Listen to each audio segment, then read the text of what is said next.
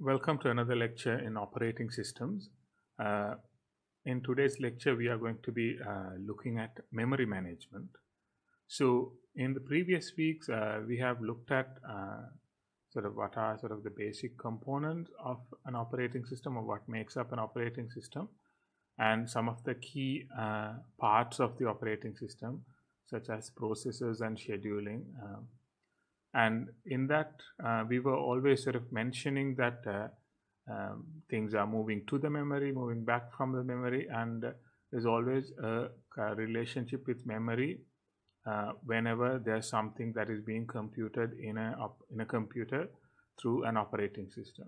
And one of the main tasks an operating system performs is doing the memory management, or managing whatever the memory that is available in a computer effectively, with all the different processes and so on that are needing that.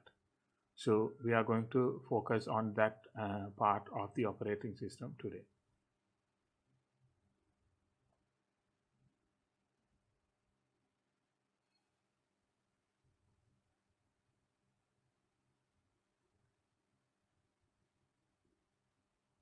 So before we go into further understanding memory management, there's something that we can sort of think about memory in general. So something that you may know is that the amount of memory that is needed by programs is much higher as times go past. Say, for example, for a computer of say about 10 years ago, the memory that is needed there, or that would have been available in a typical computer 10 years ago, would have been much smaller than what we have now. At the same time, such a typical computer would have had problems with whatever the available memory would be limited, and that doesn't mean because we have double the memory now we are not facing the same problems. So similarly, what happens is, whenever the hardware capabilities of memory increases, or the ability to have more memory comes about, the software also catches up and tries to utilize the more and more memory. So this is sort of the race that operating systems will operate in, thereby trying to control and manage, even though they will be thrown more memory at. So that is the main thing an operating system will have to do, is whatever the memory that is available to that in that system, it has to still effectively manage that according to the needs of various applications and processes. So when it comes to the tasks that are done by the operating system through memory management, one of the main things that it would do is, it is the one that is going to give some level of abstraction, some level of interpretation of what is the available memory and which of those can be used and cannot be used by processes. Because if it is given to the control of the processes will not be able to identify which parts of the memory are being used by which processes. So operating system functions as a central unit. It brings in all the information from all the processes, and then it manages the allocation to different parts of the memory. So when we have a larger memory, for example, and we say we have 4 processes that are using them, each of the process will be given the information about what is the memory that it can use, and it doesn't need to know much more about what are the other memory locations and what they are being used for. That level of abstraction is provided by the memory management of an operating system.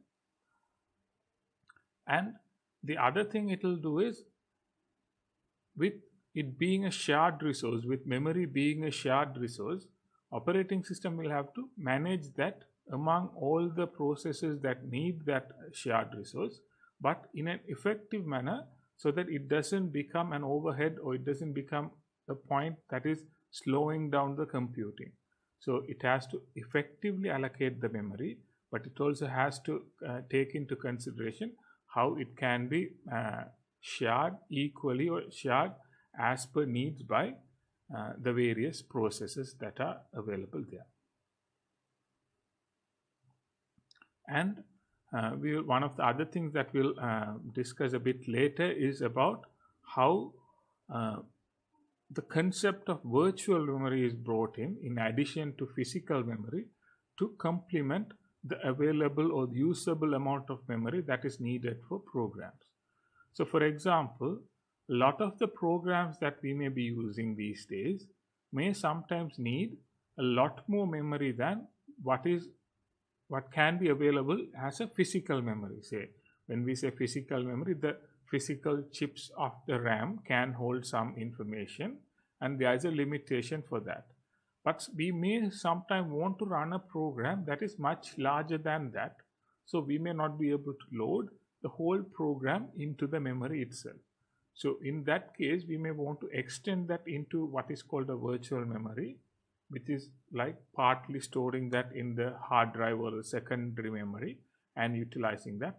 And that type of advanced activity is also managed by the memory management component of the operating system.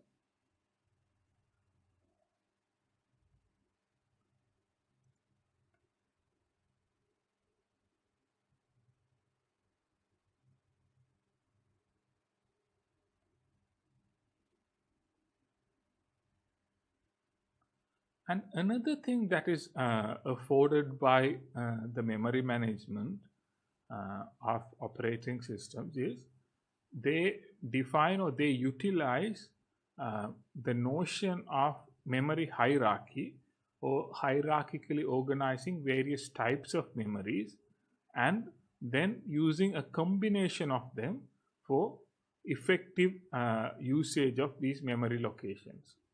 So for example, what we have is, when we think about the various types of memories that we can have, say, what is called register memories. So these are memory locations that are normally located within a CPU. So, and then we can have CPU caches. So these are memories, again, can be inside the same chips or somewhere, sometimes outside, but closely located to CPUs. Again, additional memory location. Then we can have our main memories, RAMs, and secondary memories like hard disks and solid state drives. And you may already know that of these, in this hierarchy, as we go higher and higher up, we will get faster and faster memories, but they are also more expensive. That means even though they are faster, we may not be able to economically have a lot of them in a typical computer.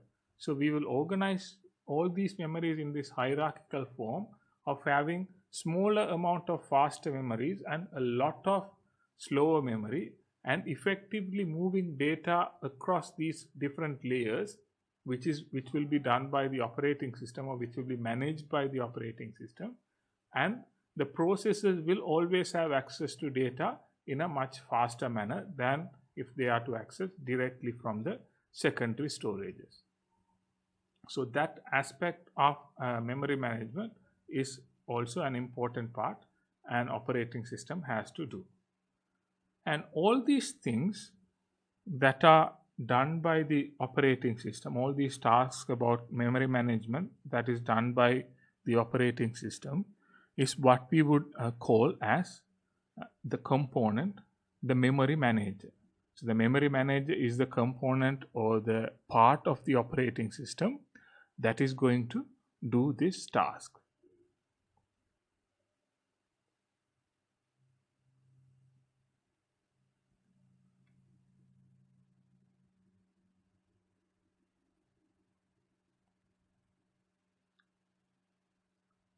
So let's say we have a memory in our computer and our operating system doesn't provide any form of memory abstraction. So what we would have is, we would only use the physical memory locations that we have. So we will only use that whatever the physical memory chips that we have. So those are the only available memory locations that we can use. And then we will only have one program running at a time. So what we can do is we can have an operating system. Part of the memory will be allocated to the operating system, and another part of the memory may be allocated to the user program. And we can do this in a memory sort of the continuum of a memory location. We can do this allocation at the beginning or at the end, or sometimes even loading some of the things such as device drivers at a particular point, operating system components at another point, and user programs at this point. But the main thing to remember with this type of no memory abstraction type allocation is these are not something that are used in personal computers anymore. They may be still used in certain embedded systems applications, but these were most commonly used in early mainframes and mini computers and so on. So pre-70s or 70s computers, some of those may have used this type of no memory abstraction type allocation. So this allocation will be a fixed type allocation. So the allocation for the operating system will be something sort of permanent, and the user programs will also be able to only occupy whatever the remaining space, and we will normally have only a single user program utilizing those spaces.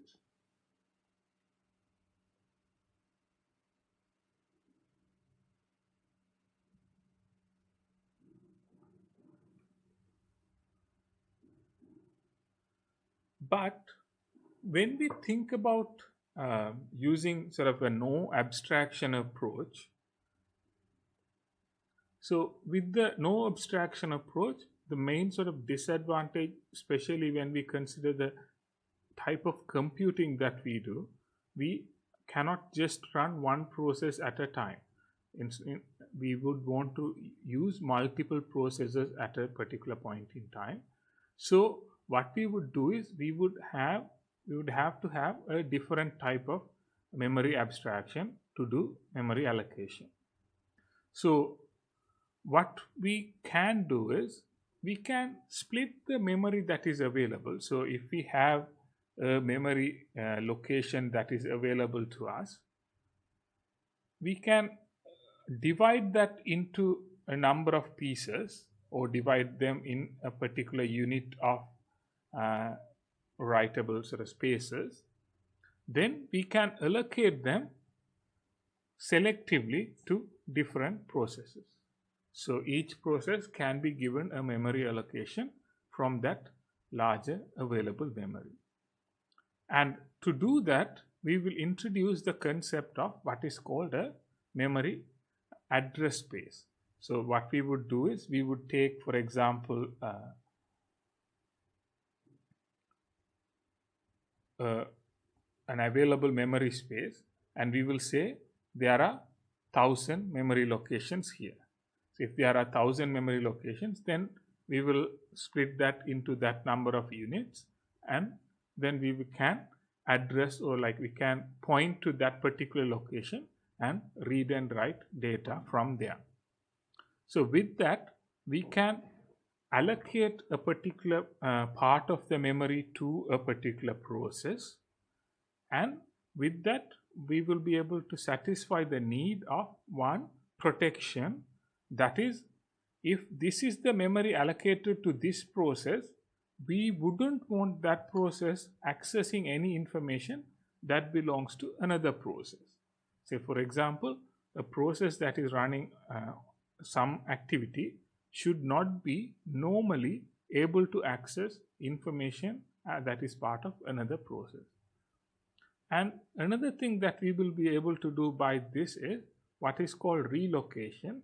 So that is, if we for some reason want to move this data to another part of the memory, again that is something that we will be able to do. So the notion of address space becomes an important part of memory abstraction. So that is what we would use, say, whenever a process needs to write or read some information from memory or to memory, it will specify that based on that memory address. And each process will have its own address, and then whatever the instructions within that process will be able to use that particular, only that particular memory space and nothing else. So that is one of the main things that we will get from the concept of address spaces.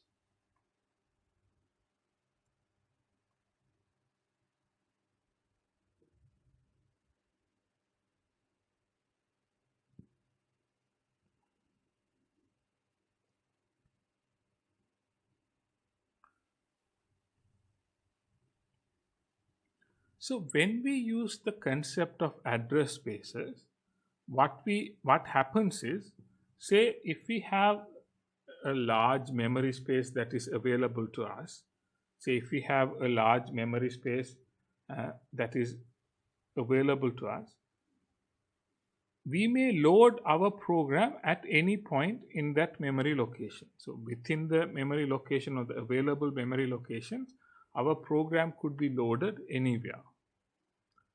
Then the challenge we would have is, within the processes that we have, so whatever the process that we have, the instructions that are going to be in that processes are going to be relatively talking to each other. So if we start from instruction, the first instruction, it may want to refer to another instruction after a particular length, and so on.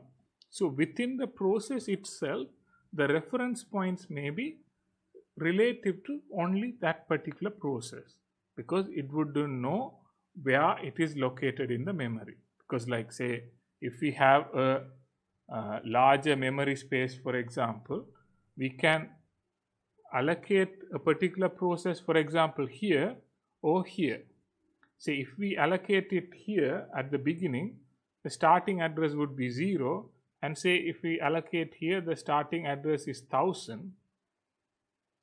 Now if our process refers to, say, instruction or whatever that is the data that is at location 500, in this one we may have to go and read 500 because we are starting at the beginning itself. Whereas if the allocation is like this, we cannot go and read 500 because 500 doesn't belong to this process. 500 belongs to something else. So we may have to go and read at 1500, adding that reference point there. So that is what we would use, we would do with this concept of a base and limit register. So it is a way to map the memory locations or memory allocations of a process into what is usable by a common memory. So we would use that base register to indicate where the program starts.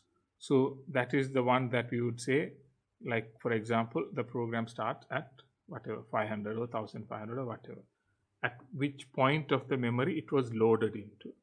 And then we would have a limit register, and that limit register would say what is the length of the program, so or length of the process. So say if we have a memory allocation, say of this memory, and we are allocating it like this, it's not just good enough to say we can start reading from here, but we should also indicate we should not be reading beyond this point. So whatever the address space that is available to a particular process will have a starting point and an ending point. So in this base and limit register approach, the base register would say what is the starting point of the memory available to a particular process, and the limit register would say what is the length of the process, length of the program.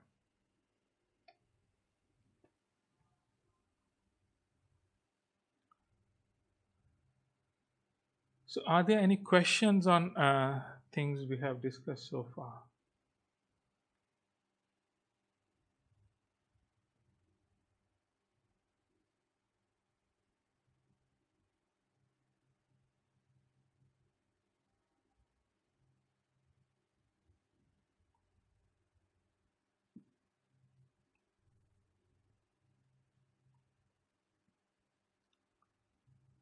So, let's move on.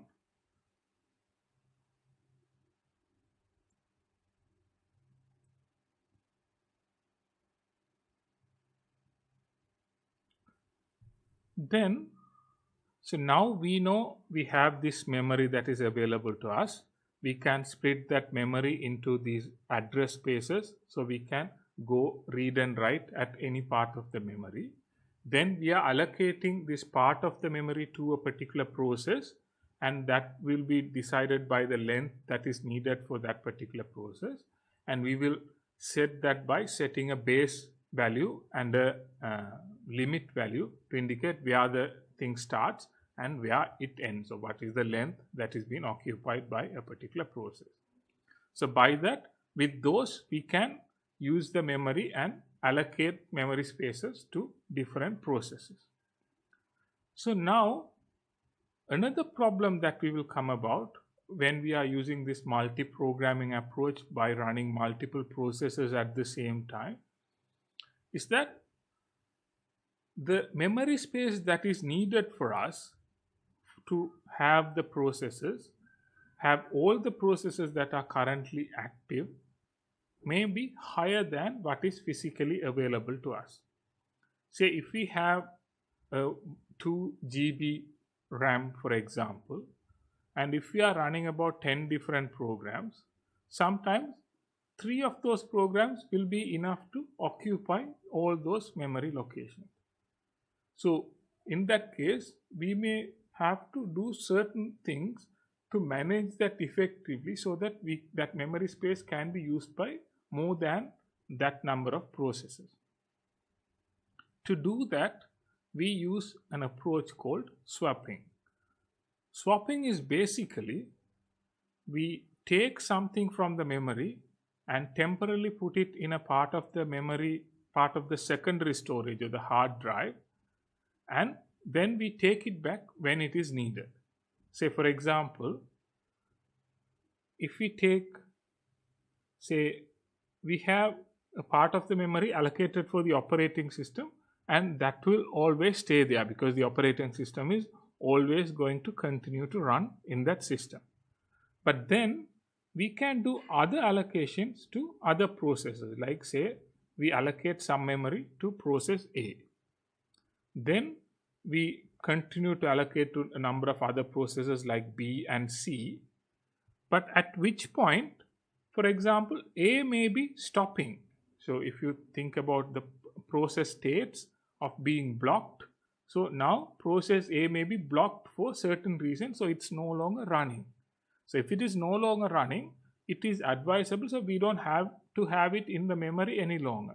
So what we can do is we can remove A from the memory and have that memory space free for something else. So then we can continue to do that, and maybe we can bring in another process D, and maybe after that point B may leave the memory as well for its particular reason. And now we can bring in A when A is ready to come back. So if A was waiting for some printing to be completed, that task is completed. So now A is no longer blocked, so it is ready to run again. So A can be brought back into the memory again. But what we can observe here is A was allocated a particular memory location first, and it is allocated a different memory location when it came for the next time. So that is also something that we will do in this type of an approach, where we are swapping in and out memory locations or memory allocations, where processes can occupy certain parts of the memory for a period of time, and when they are no longer using it, that can be freed for other processes to use, and when they need it again, they can be loaded again to the whatever the available memory that is there.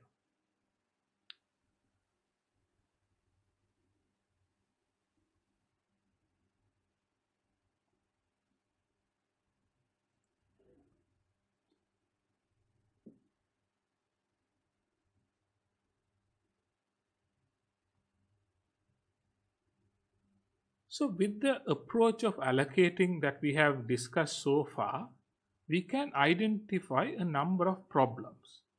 So, for example, let's quickly go back to the previous diagram. And here, what we have is, say, at this point, at the point here, at this point, if A needs to be loaded, we can say A needs to be loaded now, but we don't have enough space available for A to be loaded here. So, if sometimes the other problem we may have is, even if the free space available there is equal to A, then space needed for A, because it is not continuously available, again sometimes we may not be able to use. So there are certain disadvantages, certain shortcomings with this approach of memory allocation. So what we would do to address that is, and also the other problems that we may have is, say for example, if we have a particular size of memory, so that is the memory that we have, and part of it is allocated to the operating system, so that is not available to us, then the rest can be allocated to different processes. But now, let's say we have a process that is much larger in size. So, say available memory is say 1G, but the process, the whole file size or the size of the process is now more than 1G. So, in that case, we are not going to be able to load that here, and especially when some of these spaces are again continue to be utilized by something else. So even though we may have some free spaces, we may still not be able to fit whatever that we have in that. So just because we need to bring in something, say larger, again like swapping this out and taking some space like by just swapping out is also not something good, because that process may be active, and like swapping in and out of the memory is going to again take time. So all these are sort of overhead type of activities. These are activities that are not particularly spent or time spent on actually processing data. These are time spent on doing other things. So we would like to avoid that. So swapping may not be attractive in that perspective as well. So in that situation, what we have is called a virtual memory. So a virtual memory is basically, we are using some part of the secondary memory. So like say the hard disk or solid state disk,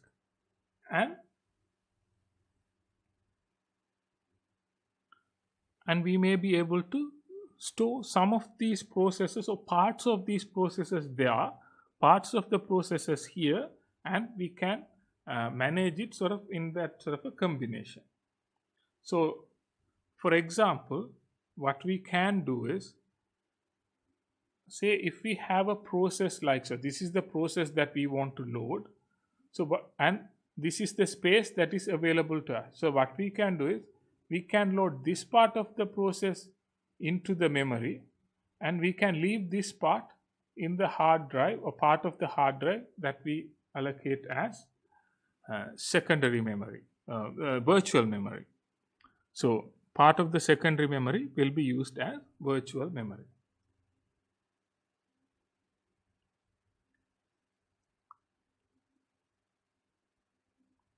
So what we would end up having is, for the perspective of the process would still assume whatever the information that it needed is available in the memory, but the operating system and some of the hardware components will have to manage it in a way such that whenever a request is going to a part of the process, if it is not here, it has to load that part into the memory and make it readily available.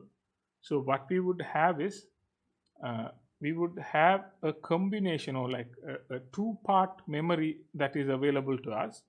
So one part will be the physical memory, and the other part would be the virtual memory.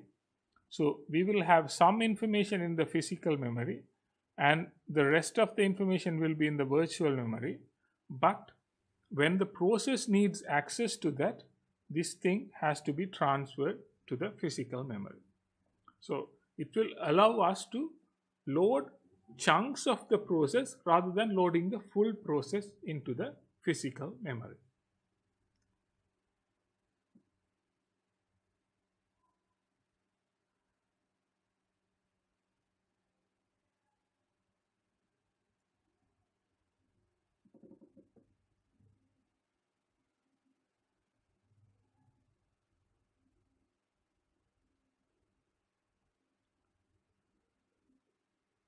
And for those who are having any sort of connectivity issues and power cuts and so on, you may be able to refer to the lecture slides and the video from LMS at a later point in time.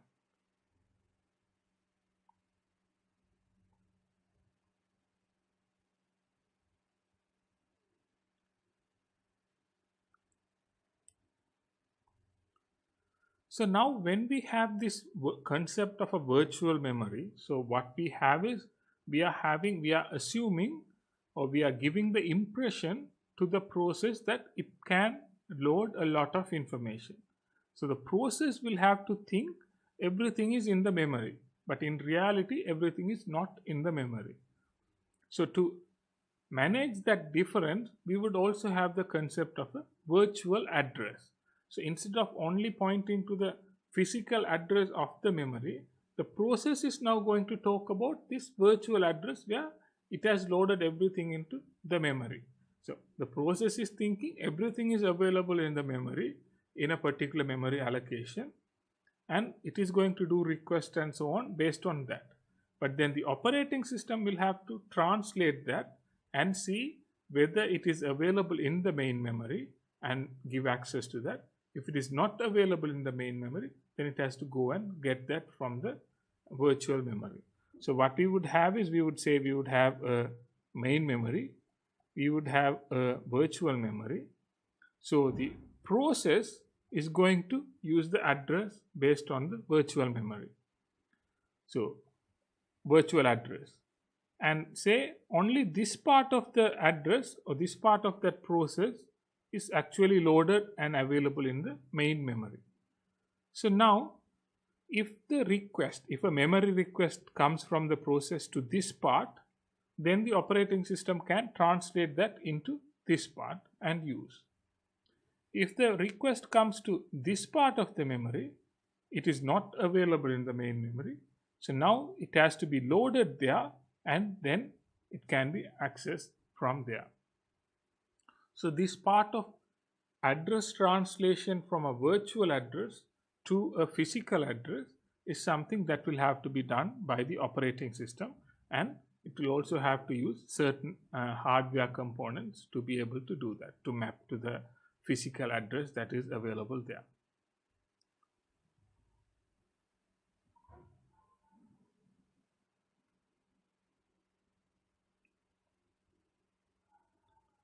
So similar to the address space that is normally available to a process, when we are thinking about virtual addresses, we can identify all the virtual addresses that are available to a process as the virtual address space.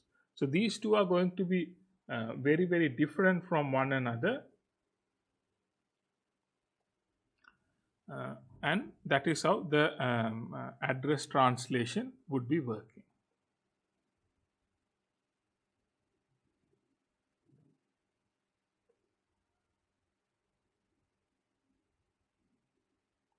So let's. So I see a question about how. So if the virtual address will be passed on to the RAM, and the answer is no. The reason is, say if we have a request, so our process says it wants to read something within the process. So now we are thinking within the process itself, it wants to read this part, that instruction. So the instruction that is available at location 500 is what the process needs to read. So, and then from a virtual address point of view, we can have that at 500 as well. We can allocate the whole process as a virtual address space, and that can be available. But when it gets mapped or when it gets loaded onto the physical memory, the allocation in the physical memory can be very different. So say it can, whatever that is available here may be loaded at a different location, such as say 200. So now that allocation is very different from the virtual address. So we cannot directly pass that virtual address into the RAM or the main memory and read it. We'll have to do an address translation. So that address translation is what we are going to like some approaches for that address translation is what we will be looking at next.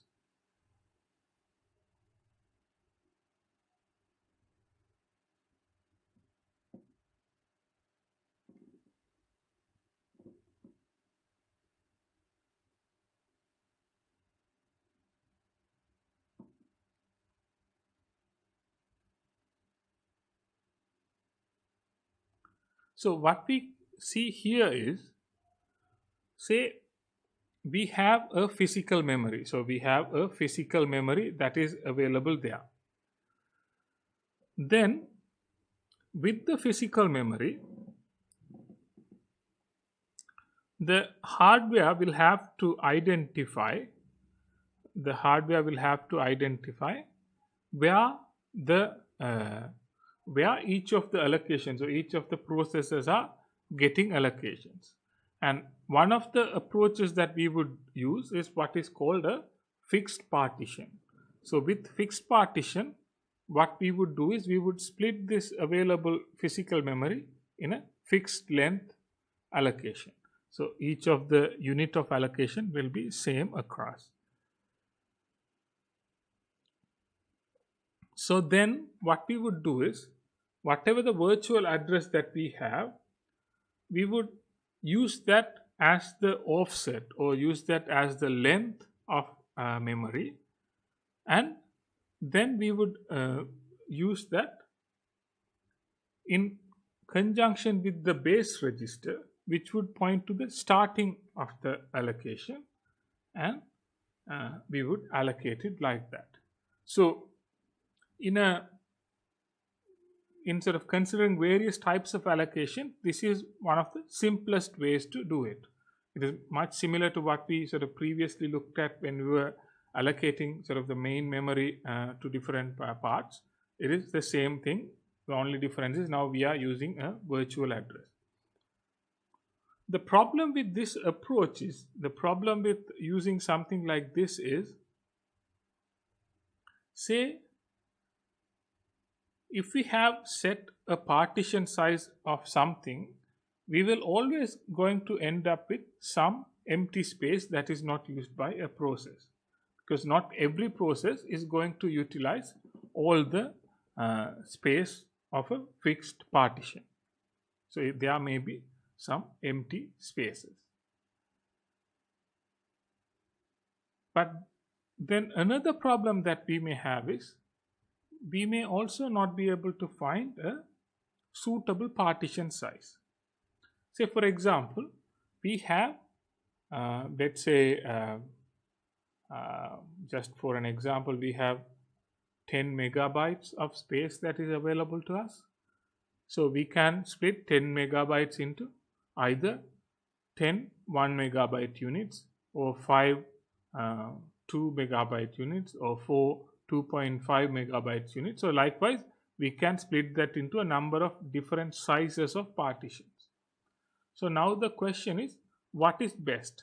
Say the problem of fragmentation comes when some of the space cannot be used by a process. So to reduce fragmentation, reduce wastage of space in a fixed partition, we would have to bring the partition size smaller. But if we bring the partition size smaller and smaller, now can larger processes fit in that, and how do we do that? So then we'll have to allocate a number of different partitions to a single process. So in both ways, it could be certain sort of a disadvantage in this approach. So it could have internal fragmentation, and by even when we try to change the partition size, it may sometimes reduce the internal fragmentation but still lead to other problems there.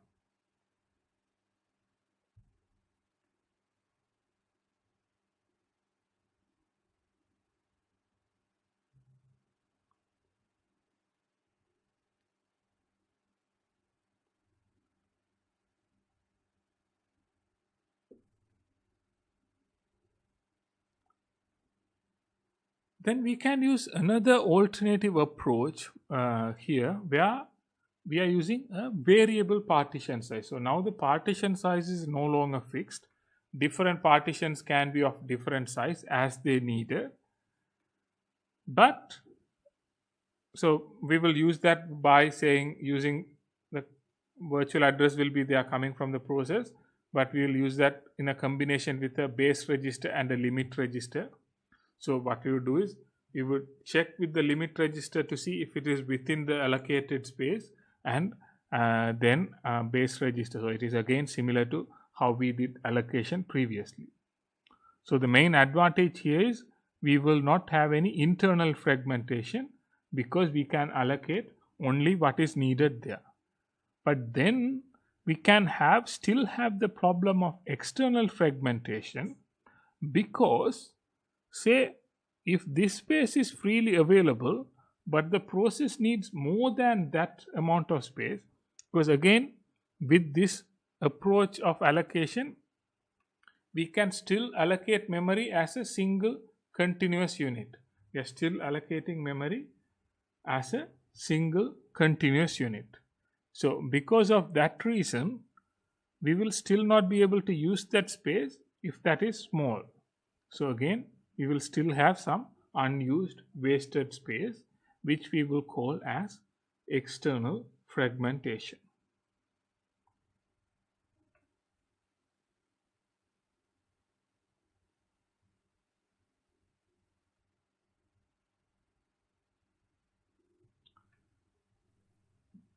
Is that clear? The concept of fixed partitions and variable partitions, and how we use them in a combination with base registers and limit registers.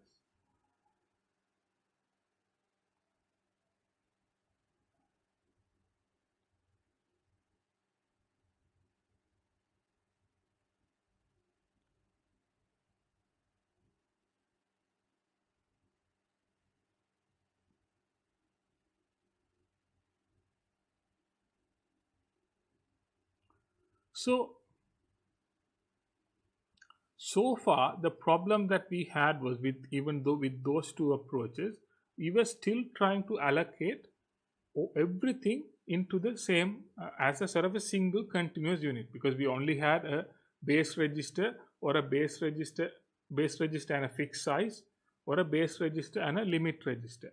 So we still only able to give a single starting point and an ending point and allocate that in the memory. But we said one of the problems that we will face with sort of larger processes is that we may not be able to bring the whole process at once into the memory. The whole memory, the process may be much larger than all of the memory space available. So we may still need to break that process into smaller chunks and bringing them into memory as needed. So one of the approaches that can be used to, like breaking process into smaller spaces and bringing these smaller spaces as needed in any order, is what we call as paging. So here what we do is, say we take a virtual memory allocation. So we have a virtual memory allocation here, and we split that into equal size units, which we call as pages.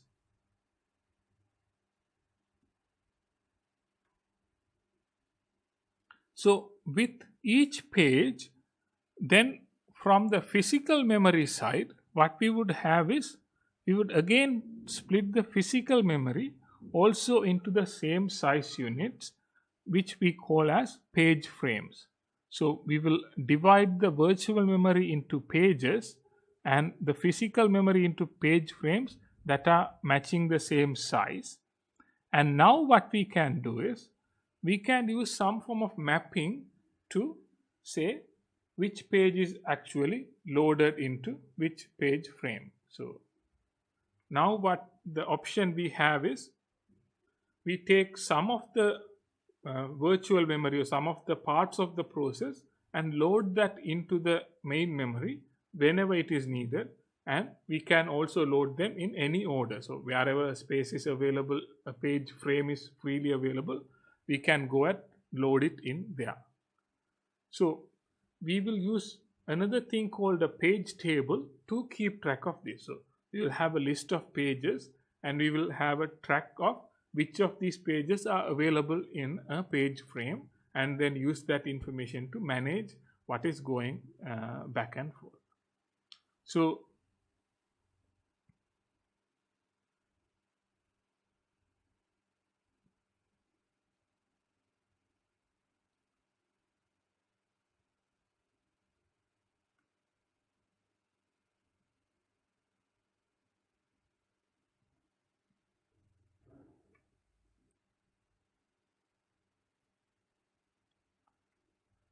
now the question is how paging is solving some of the problems that we identified previously. So previously we said paging has a number of, or not paging, the other type of allocations had a number of issues. So internal fragmentation or external fragmentation. So with paging, how these two can be solved. So the problem of external fragmentation was when we allocated the memory space, we had some spaces that are available, not enough to be loaded with a process. With paging, all the allocations are of the same size units, and all the loading or allocations that we will load from the virtual memory is also of the same size. So we can always bring something in from a page into a page frame. So it will always be possible. So we just need to do a remapping. So for example, if it was this page was loaded, then we can remap it to a different one and load it. So it's just that thing, but we will not have the problem of external fragmentation because all of them will be of the same size. So we will not have different sizes. Everything is of the same size. So every part of the memory can be loaded or utilized. Then the problem of internal fragmentation will still be there. Say for example, if we choose a page size much larger, we may not use every part of the page if the page size is larger. So in that case, we would ideally choose a page size that is comparatively smaller so that that page size is fully used. So page is fully used, but it is comparatively considerably larger so that it is not too many pages and that overhead problem is again there. So we'll have to find that balance between avoiding internal fragmentation and bringing in unnecessary overheads. But with paging, we can to some extent solve this problem of external fragmentation and internal fragmentation. Are there any questions on things that we have discussed so far?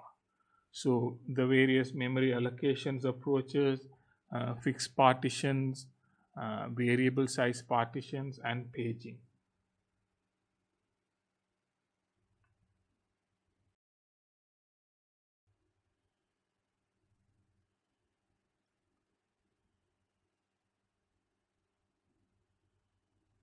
So the operating system is going to have these concepts of some type of partitioning mechanism, some type of memory allocation mechanisms, and so on. And then from a hardware point of view, also we need certain support or certain capabilities to do this more effectively. So the operating system itself may not be able to fully do this. It may also need some capabilities from the hardware side of things. So one of the main components that we will use for this is what is called a memory management unit. So the task of a memory management unit is mainly about how it is going to do this memory address translation. So whatever the memory addresses that are referred by a process, because say a process is going to refer to a memory address that is sort of absolute to that. So normally a virtual memory address is what it may be referring to. Whereas if we want to read something, we have to translate that into a physical memory location. So within a CPU, it may be talking in the reference point of a virtual memory address. But if it needs to actually read it from the memory, it has to be converted into the physical memory location. Or if it is like page type allocations, then again we have to identify what is the exact page, so the page translation, using that page table from the list of pages and identifying what is the page frame where it is loaded. So that mapping or that translation will be done by what is called the memory management unit, that is a hardware component, and that will translate that virtual address into a physical address, and that is what will be sent through the bus for reading and writing. So the CPU will work using the virtual addresses, then as an intermediary point it will be translated into the physical addresses, and then that will be sent onwards.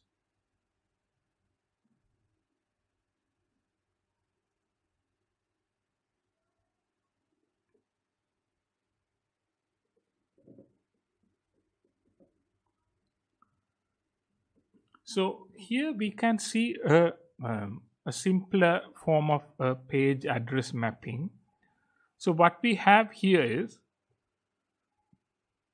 the address that is shown on the bottom is the virtual address we have.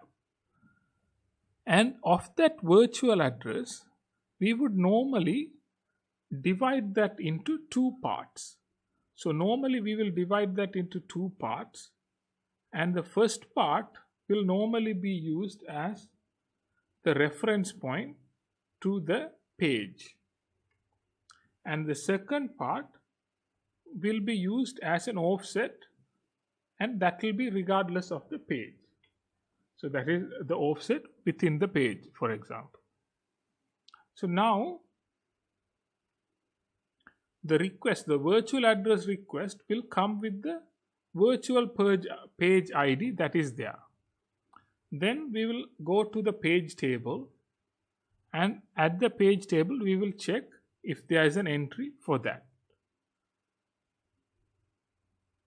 Then if there is an entry for that virtual page table, it will say whether it is allocated, what is the reference point to the physical memory, and it will also have a bit identifying whether that is actually available in the physical memory, because not every page is going to be loaded into the physical memory. So it has to be converted to see what is the physical memory page frame that it is referring to. So then this part will be combined with the offset to form the physical memory address. So what we have is, we have a larger virtual memory address. We split that into two parts of an offset and the virtual page reference. Then in the page table, we go to the virtual page reference, and that will give a pointer to the actual page frame if it is loaded in the main memory. If it is not available in the main memory, it will be indicated by one of these bits saying 0, so that is not available in the main memory. So now the memory management has to go and load that virtual page into the main memory, a page frame, and give that data back, and then that will be used as the first part of the memory address, and the rest will be the offset, and that will be used to actually read from a physical location. So we'll start from a virtual address and we will get a mapping to where it is located at in the actual physical memory.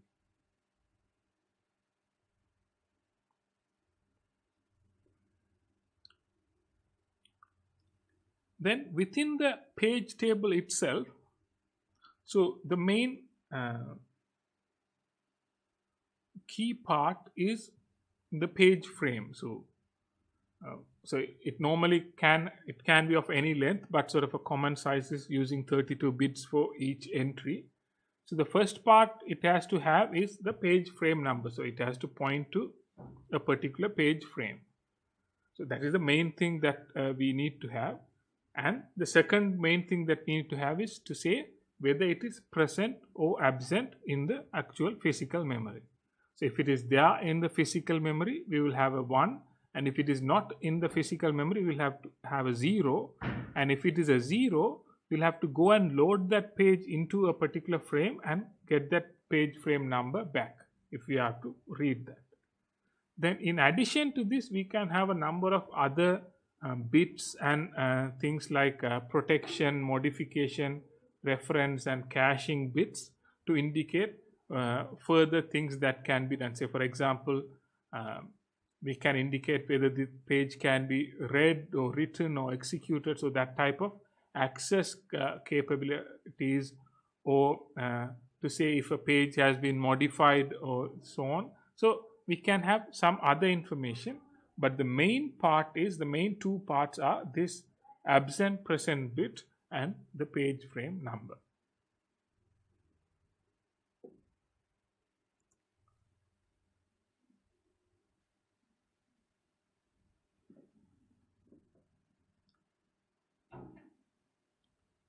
So with this, we can identify a number of advantages that we can get by using paging compared to say fixed partitions or variable partitions.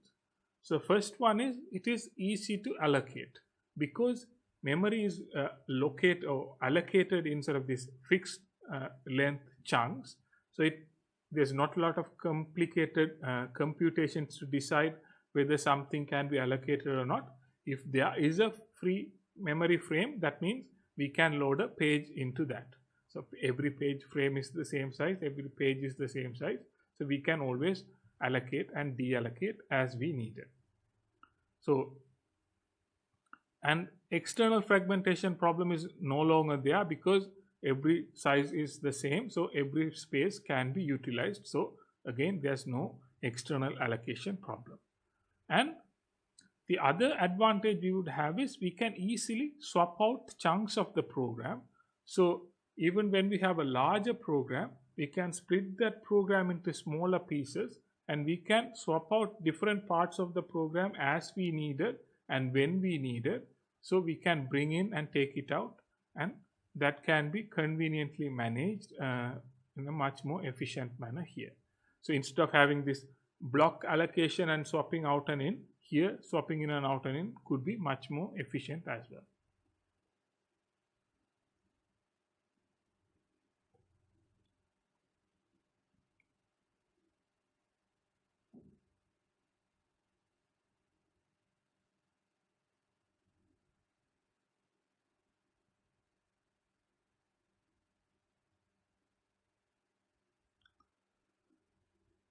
Even though there are sort of significant advantages in using paging, there are also some limitations. So a simpler issue is that processors may not be using memory across multiple pages. So if our page size is such that every process is going to use memory that is smaller than that. It may not be that common of an occurrence or problem in many cases, but it's still a plausible situation. So in that case, using paging is an unnecessary overhead. Then a bigger overhead problem is with memory reference, looking up or address translation that we'll have to do, because every virtual address has to be compared with the page table and we have to find a physical address there. So that is going to take some additional time and additional computation in doing that. And as a solution, what we can do is we can cache that address translations locally, because a particular process is most likely to access similar set of addresses most of the time. So if those can be cached somewhere, that information can be used for the future request. So it is not a perfect solution, but it can address some of these overhead issues, but that overhead issue is still going to be there. Then one of the bigger problems that we will have is when we have larger memories and when we have large number of pages, then the page table itself is going to take a significantly large chunk of space. Say for example, as we said, every page table entry is going to need 32 bits of address spaces. And if we say we have say page size or like say we have say 4,000 pages, that is that we would normally use, so then that multiplication number of page table entries will be needed.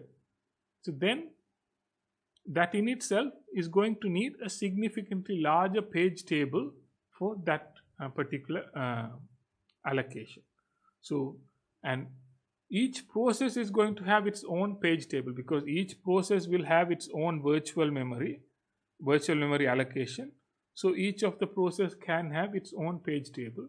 So now what we would have is larger and larger page tables when the size increases. And that is again going to be a disadvantage, because this page table will also be loaded onto the memory, because that is something that we need to immediately access. So we need to have it in the memory. So some of the memory space will be wasted in doing this allocation.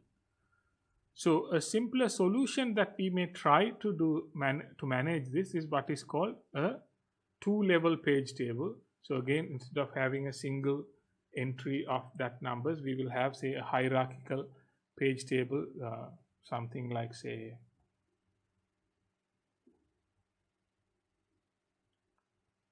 we have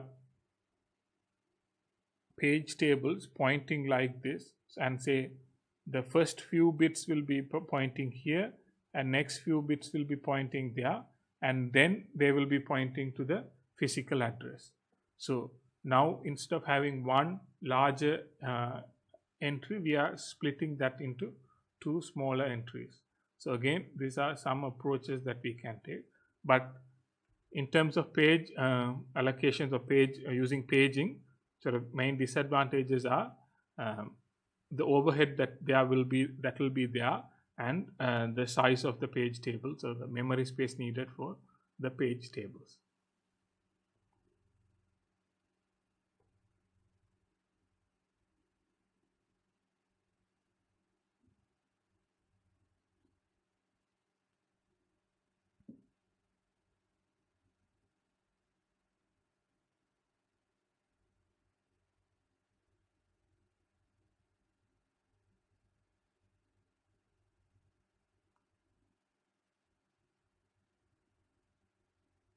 So the lookup option that we have, say, to manage the problem of address translation overheads, what we can do is we can have a lookup table. So that is again another sort of a memory location that we can have, where we will have address translations that are commonly performed mapped here, and that is normally allocated or loaded into the memory management unit already. So say for example, if there is a memory request comes, we do a address translation, and it is the physical address is forwarded to be used for reading or writing, but that translation that we did, we save that as a reference for later, like a cache. So then if there's another request come for the same page frame, now we don't have to go and do the calculation again. We can look up in this translation look-aside buffer, which is like a temporary table of recent references, and see, okay, that one was recently used, and this is where it will be found. So instead of doing the total calculation going through the page table, we can simply do a lookup here. So this is what we would, this is a way to avoid or like improve the problem of overheads that we may have in looking up like between physical address and the virtual address.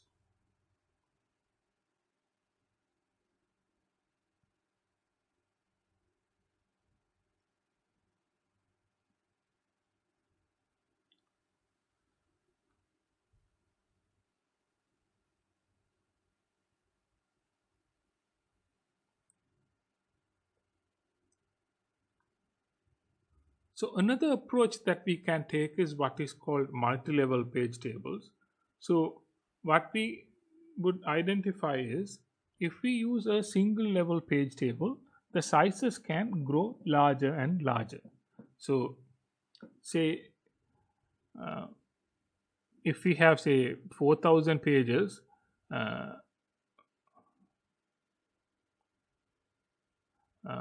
and like say 4 KB pages and like 32-bit virtual addresses, then that means we will have 1 million entries per page table. So each page table is going to have a 1 million entries. So now what we can do is, instead of utilizing the whole 32 bits into a single entry or reference into a single entry, we can divide that into 3 parts as page table 1, page table 2, and the offset 12 bits.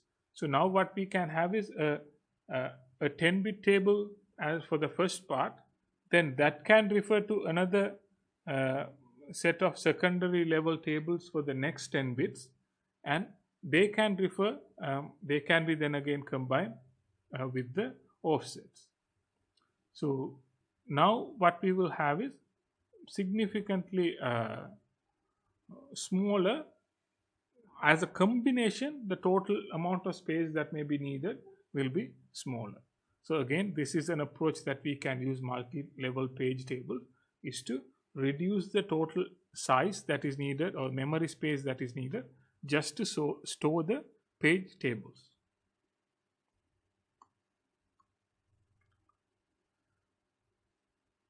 So are there any questions in things that we discussed so far?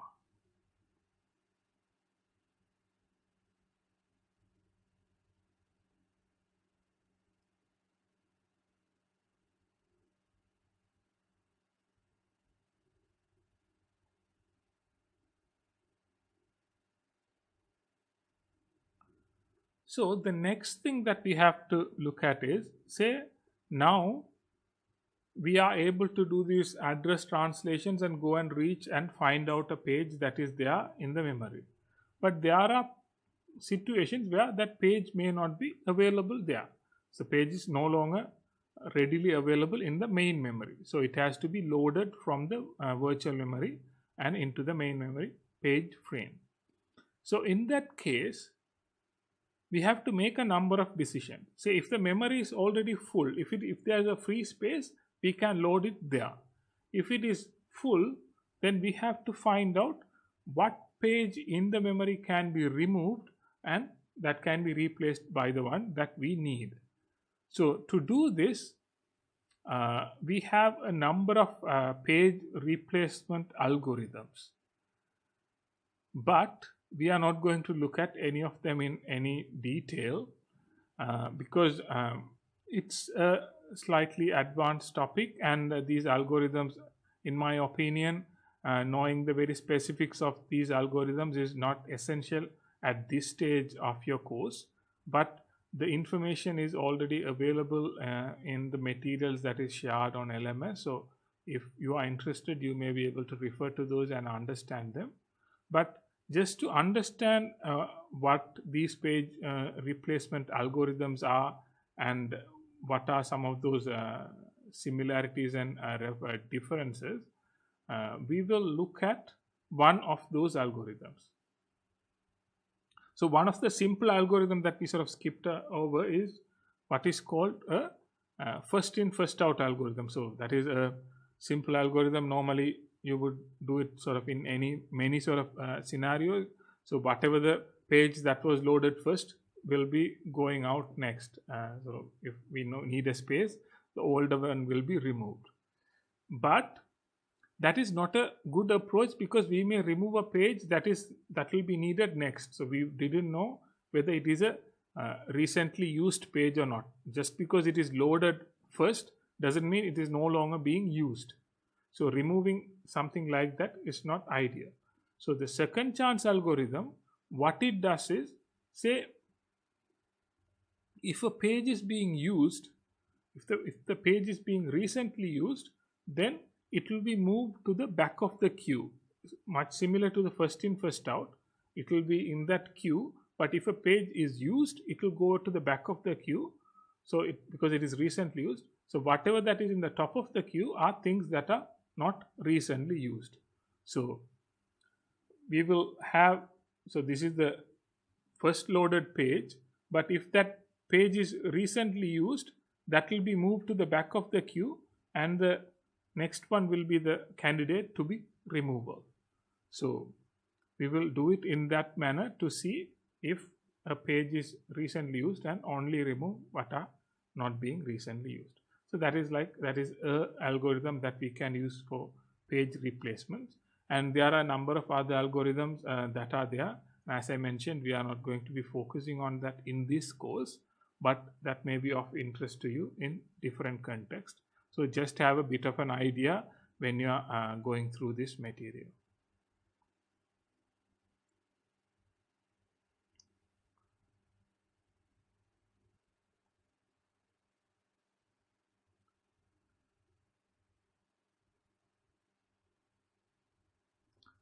Then from paging, another alternative approach that we can take for memory allocation is what is called segmentation. So again, segmentation is a different memory allocation mechanism. So there are certain similarities with paging in terms of having these units of memory allocation, but it is done in a significantly different manner. So in many ways it is similar to the fixed partition type of allocation.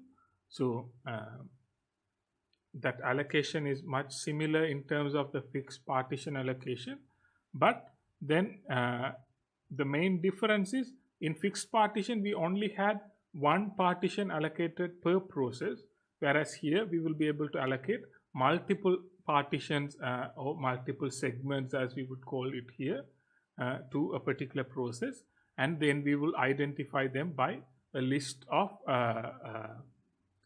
segments that are identified by the base limit pairs.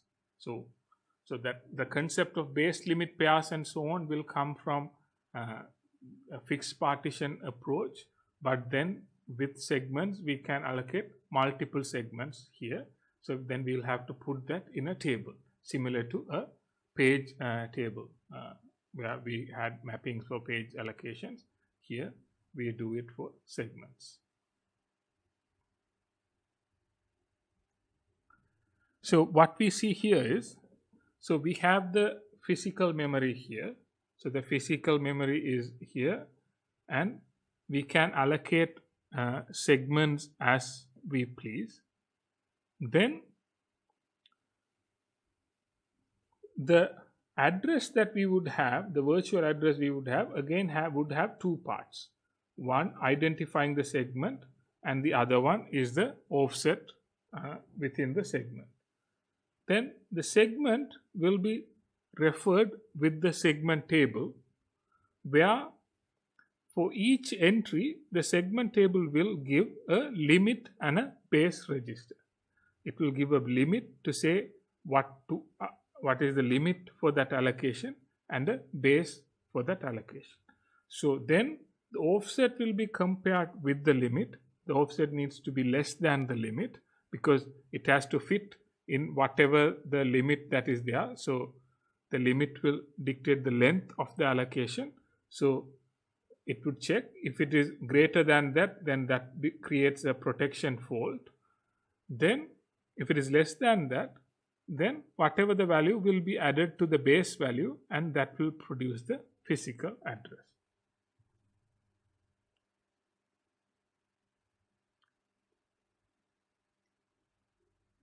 So here what we can see is this is sort of a combination, or like the approach is taking certain things from sort of these partition based approaches and certain things from sort of page based approaches, such as having a segment table and so on, and then we are using a combination of these two together to have a memory allocation like this. And one of the other things that we can do in practice is we can combine segmentation and paging. So what we can do is we can have, say, parts of it, like at a particular level we can do partitioning, and then at a particular level we can do segmenting, and then at another level we can do paging, and a combination of those two can be used together at the same time.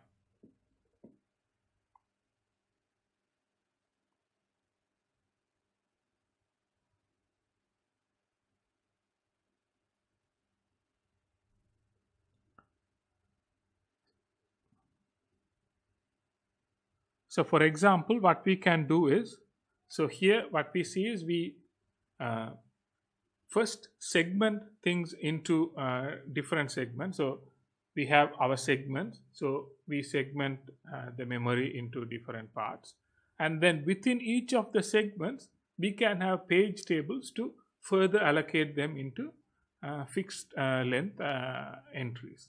So it is a combinational approach. At the first level we will do paging, segmentation, and we will allocate a segment to a process, and within the segment we will have page table, further page tables, having a different approach like that. So it is a plausible thing, we can do something like this, but it also means it is a much more complex approach. So you need to know this is possible, but then again there may be certain situations where certain this type of allocations may be used or may be needed.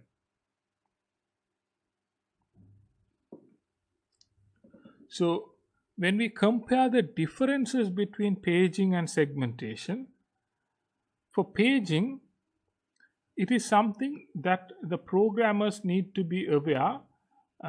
Rather, paging programmers don't need to be aware, because it is something that is fully managed by the operating system, whereas segmentation is something that can be done with the awareness of programmers. So it can be sort of dictated in terms of the segment size and so on, can be decided upon by programmers.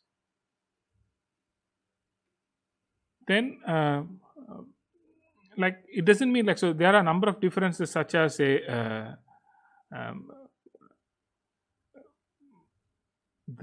ability to have, like, say, different sized like chunks, or different size pages, or different size segmentation allows for that. The sharing of pages across processes, again, that is again possible in segmentation. So with these we can sort of see that segmentation has a lot of sort of advantages, or so to speak, a lot of things that cannot be done in paging. So in that sense, segmentation actually has some advantages, but that doesn't mean paging is bad and we will not be considering paging in certain applications.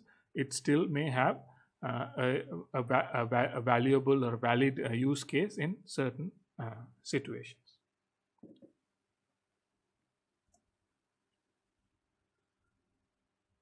So what we sort of looked in terms of memory management so far today is mainly the concept of virtual memory. So that is, we have physical memory in our computers, but most of the time the physical memory is not enough to A, hold all the processes that we need, or B, hold all parts of the same process at the same time. So when we have larger processes. So to manage these problems, we use the concept of a virtual memory where the memory allocation for a process is separate for individual processes, and then we will use some mapping mechanisms to map that into actual physical locations. And to do that, we will have a number of approaches such as fixed partitions or variable partitions where we use some form of mapping, but the allocation is fixed or allocation is as a single unit. Then we have two other approaches such as paging and segmentation where multiple allocations can be done for the same process at the same time. So we can have allocation somewhere and allocation at a different place in the physical memory and map them to different parts of the process.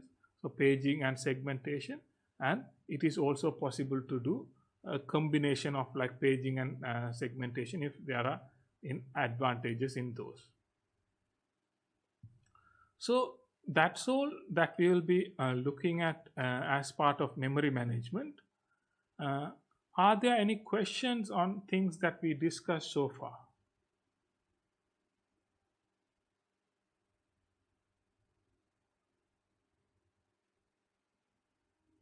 So the question is, what is the offset and why do we have that offset part in this memory? So say we have a main memory and we have say allocation. Again, I'm going to go some like 0 to 1000 or whatever. So that is the allocation. So say, let's say 1024 for the sake of it. And then say 1024 is 2 to the power 8. Am I right? If I'm not right, just tell me how many, so whatever. Then what we would have is 2 to the power 10. Yes. Thank you. Yeah, 2 to the power. Yeah. Okay. So we'll the address or whatever the memory address will be of length of 10 bits. So we'll have a 10-bit address to address this memory space. So then what we say, if we are only addressing the physical address or like a physical address, it will be the whole 10 bits can be used to directly point to a physical address. Now let's take paging for example. We divide this into 4 pages. So we have divided this into 4 pages. So like 2, 5, 6, 5, 12 and so on. So that is the page limits that we will have. So now within this page we have 2, 5, 6 addresses. So within that page, when we have 2, 5, 6 addresses, here we need a 8-bit address. So here we need 2 to the power 8. So within the page, whatever the reference that we will have within the page, that address will be a 8-bit address.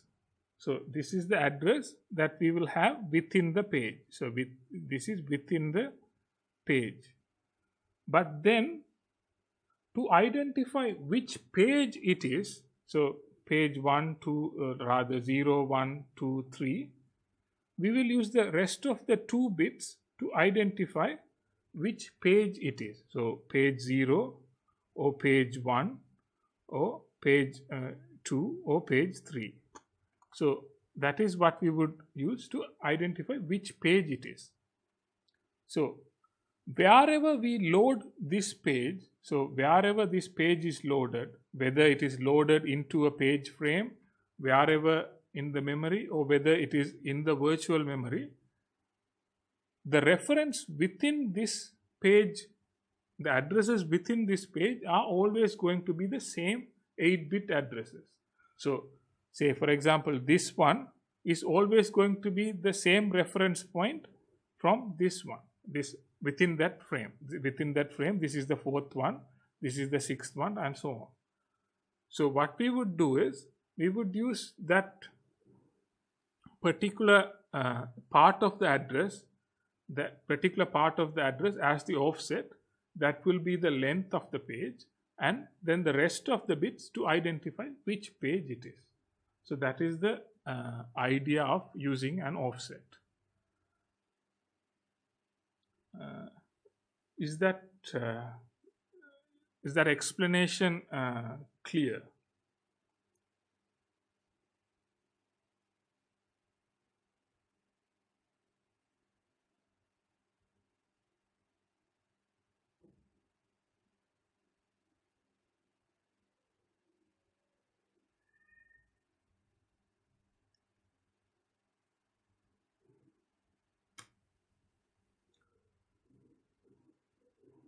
So the page has server data, one page,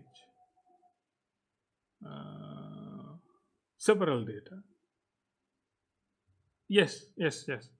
So so within a page, say for example, let's take a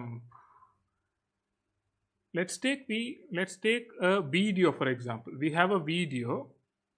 Our video is, the size of our video is 10 megabytes, and so our video is 10 megabytes. We can split, our page size is, let's say, 1 megabyte. So we will split the video into 10 1 megabyte chunks. So that is like the individual pages.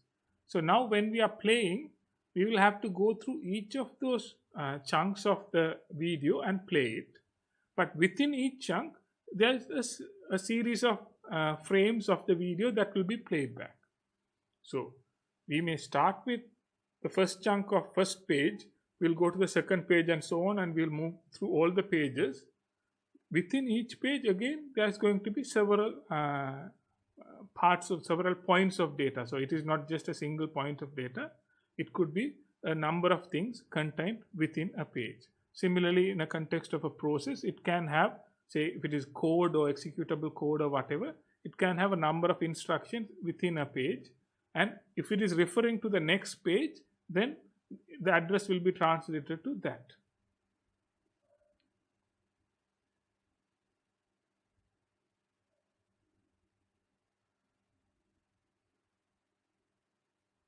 Okay. So are there any other questions? So questions are always welcome, and because they are useful, and because if you have a question, some other students will also have the question, so it is also beneficial to everyone. So if there are no other questions for the moment, we will conclude the session for the day. And as always, if you have any questions or doubts, you can always contact me through your usual communication means. And until next time, thank you for joining in this class.